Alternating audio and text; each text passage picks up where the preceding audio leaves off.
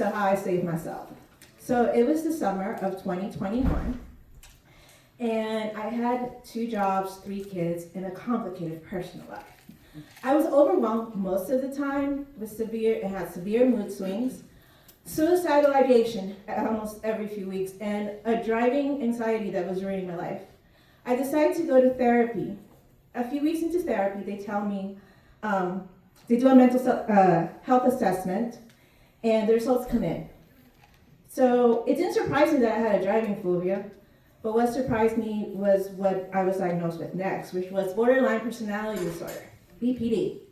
BPD is characterized as a mood disorder with impulsivity, severe mood swings, and unstable personal relationships.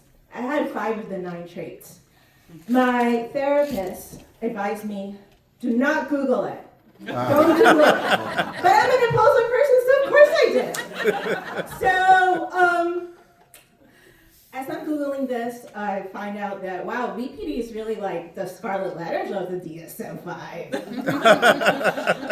And it's also been described as like the most painful mental health illness, and 1 in 10 people with BPD die by suicide. I was overwhelmed, to say the least. And the people in my inner circle were confused. I'm like, but she's so nice. And I am, like in real life. I'm just very intense. So I was overwhelmed with all of this. And, I have all this other things going at the same time that are just complete chaos. And 2 weeks go by, and the next terrible thing happens to me, which is I am broken up with.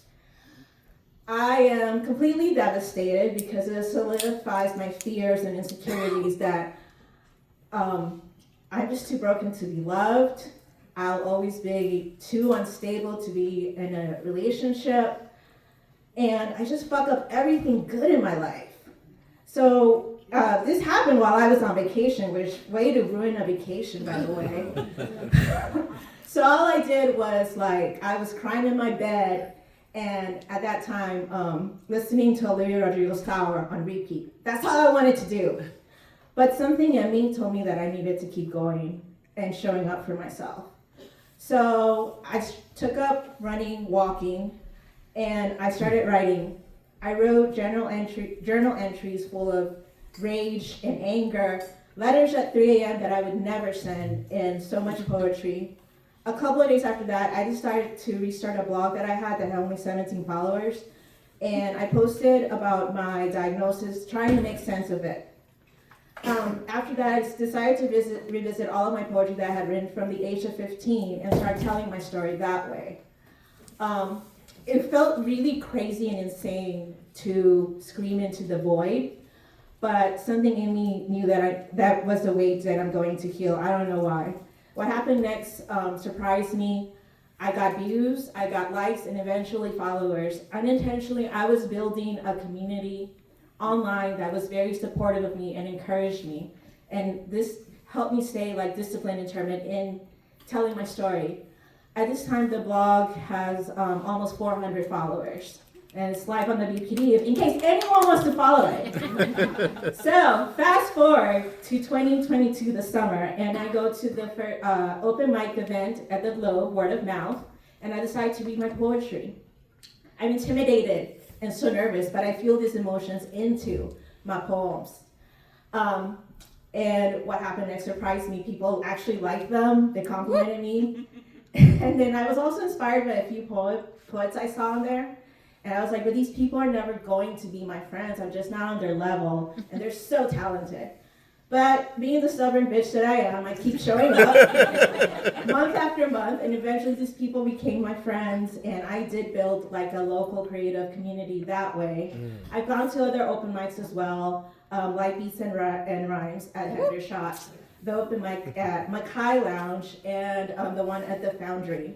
I think that going to these open mics recharges me and resets me and inspires me to do better. It's like a hug from this creative community every time I go.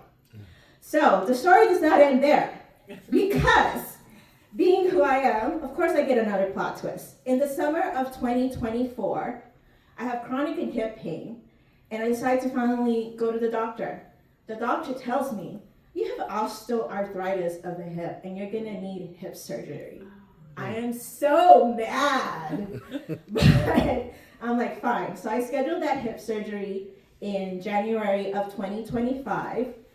And I had to quit my second job in the fall, which was like a great source of income for me, but whatever. I'm so angry, so of course I start writing again.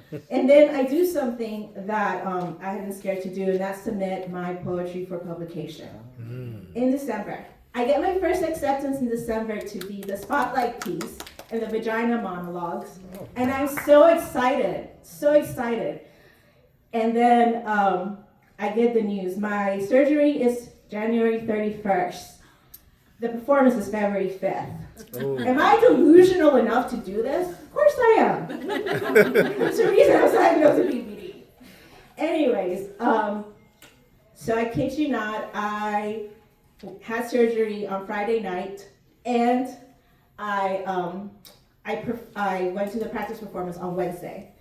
I did it with my walker and and high on the oxy, and I did a good job. I memorized the poem by the third night.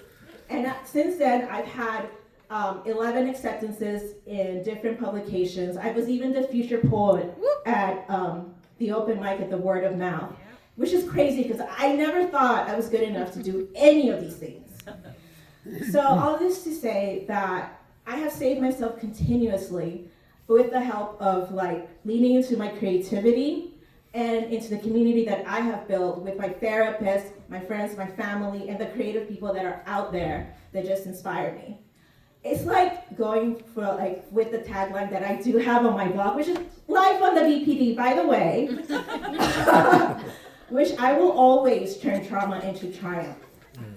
And whatever thing bad happens to me, it's really sad, devastating, but hey, I'm just gonna make it into a poem or story later. Yeah. So thank y'all.